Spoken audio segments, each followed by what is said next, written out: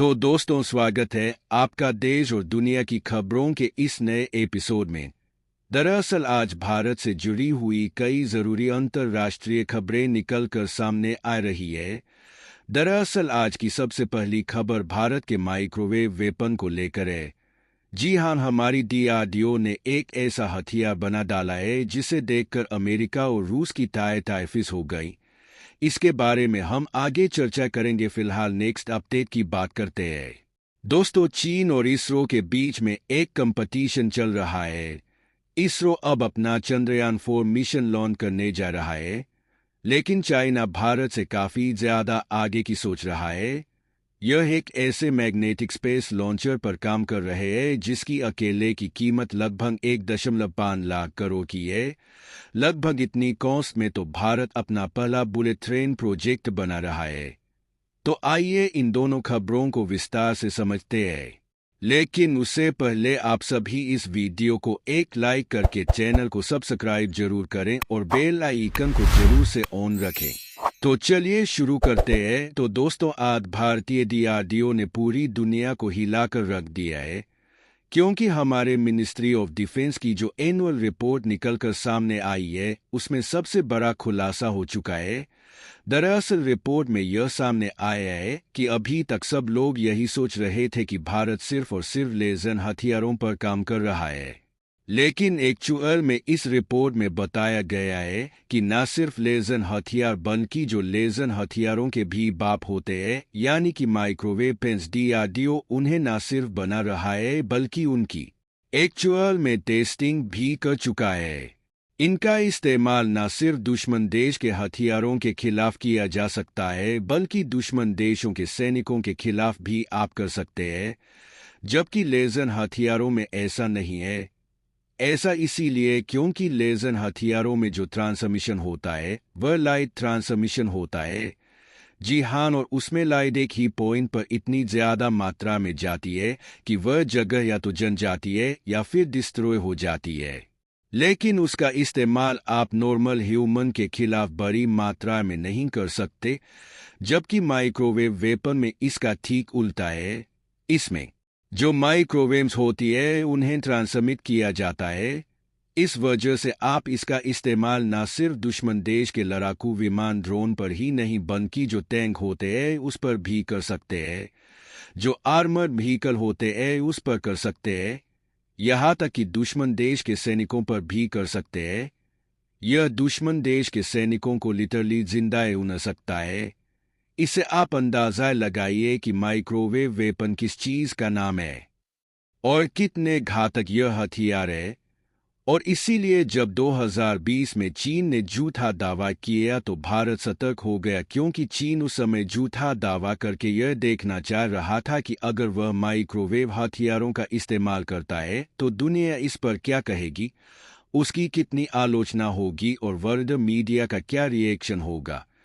इसे वह कैलकुलेट करना चाह रहा था। इसलिए भारत सावधान हो गया, क्योंकि आज तो चीन झूठा दावा कर रहा है, कल को एक्चुअल में वह इसका इस्तेमाल भी कर सकता है। इसीलिए इसकी काट के लिए भारत ने खुद का माइक्रोवेव हथियार बनाने का जो काम था वह दुगुनी रफ्तार से तेज कर दिया। अब मिनिस्ट्री ऑफ डिफेंस की जो रिपोर्ट आई है, जो एनुअल रिपोर्ट है, उसमें बताया गया है कि भारत ने इस हथियार को बनाकर तैयार कर लिया है और अब से 1 साल पहले हम इसका गुपचुप तरीके से एक टेस्ट भी अंजाम दे चुके हैं, जो पूरी तरीके से सफल रहा। आने वाले कुछ दिनों में इसके कुछ और टेस्टिंग किए जाएंगे और उसके बाद पूरी उम्मीद है कि यह इस्तेमाल के लिए पूरी तरीके से तैयार होगा।